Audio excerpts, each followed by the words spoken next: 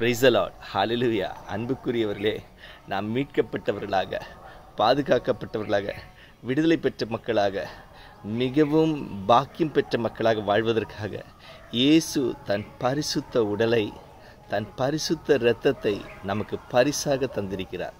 ஆகவே நாம் அந்த பரிசுத்த உடலையும் பரிசுத்த இரத்தத்தையும் வாழ்வாக்க அழைக்கப்பட்டிருக்கிறோம். ஆண்டுடைய பரிசுத்த உடலின் மிகப்பெரிய மேன்மை என்னவென்றால், பேதுரு எழுதிய முதல் திருமுகம் 2ஆம் அதிகாரத்தில் 24ஆம் வசனத்திலே, சிலுவையின் மீது தம் உடலில் நம் பாவங்களை அவரே சுமந்தார். ஆகவே தன்னுடைய பரிசுத்த சரீரத்தில் உங்கள் பாவம், என்னோட பாவத்தை ஆண்டவர் சுமந்தார். தெரிஞ்சும் தெரியாமலும், வெளியிலே நல்லவர்கள் போலவோ கெட்டவர்கள் போலவோ வாழ்ந்தாலும் உள்ளறையிலே நாம் எப்படி இருக்கிறோம் என்பது கடவுளுக்கும் நமக்கும் தெரியக்கூடிய நிதர்சன உண்மை. ஆகவே நம் உள் அறையிலேயும் வெளியிலும் அந்தரங்கத்திலும் எல்லா சூழ்நிலையும் இருக்கக்கூடிய பாவங்களை ஆண்டவர் தன்னுடைய உடலிலே சுமந்து கொண்டார். நாம் எவ்வளவு பாக்கியம் பெற்றவர்கள், எவ்வளவு கொடுத்து வைத்தவர்கள். நாம் இதை எவ்வளவு தியானிச்சாலுமே தியானிச்சு முடிக்க முடியாத ஒரு பரம ரகசியம். கட்டளைகளை மீறினால் தண்டனை உறுதி. அந்த தண்டனையை தன்னோட உடம்புல வாங்கி கொண்டார் இயேசு. நான் மீறிய கட்டளைகளுக்கு, நீங்கள் மீறிய கட்டளைகளுக்கு ஒரு விலை உண்டு, ஒரு தண்டனை உண்டு. அதை இயேசு தன் உடம்புல ஏற்றுக்கொண்டார். நன்றியோடு வாழ்வோமே, அந்த உடலை கொஞ்சம் தயாரிப்போடு பெற்றுக்கொள்வோமே. ஆண்டோடைய பரிசுத்த சரீரத்திலே, பரிசுத்த விருந்திலே கொஞ்சம் தயாரிப்போடு கலந்து கொண்டோம் என்றால் அந்த மீட்பின் ஊற்று நம் குடும்பத்திலே பாயும்.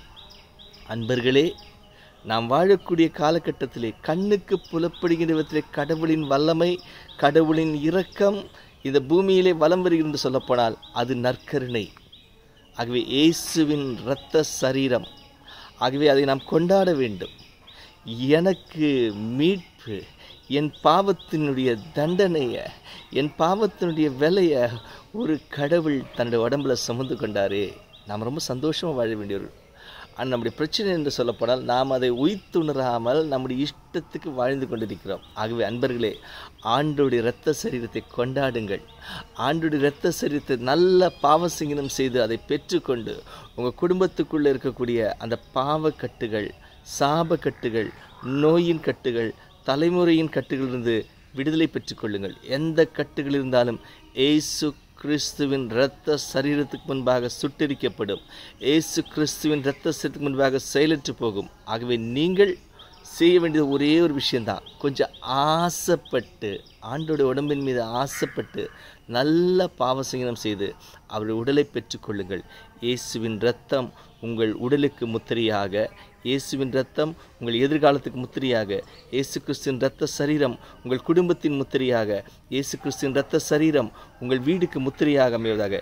இயேசு கிறிஸ்துவின் மகா பரிசுத்த இரத்தத்தினால், இரத்த சரீரத்தினால் நீங்கள் முழுவதுமாய் முத்திரையிடப்பட்டு பாதுகாக்கப்படுவீர்களாக.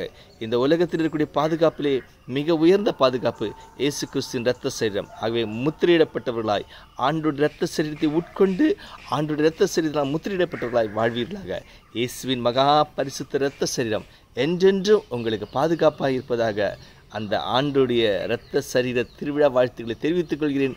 சந்தோஷமாய் முத்திரையிடப்பட்ட மக்களாய் வாழுங்கள். வாழ்த்துக்கள்.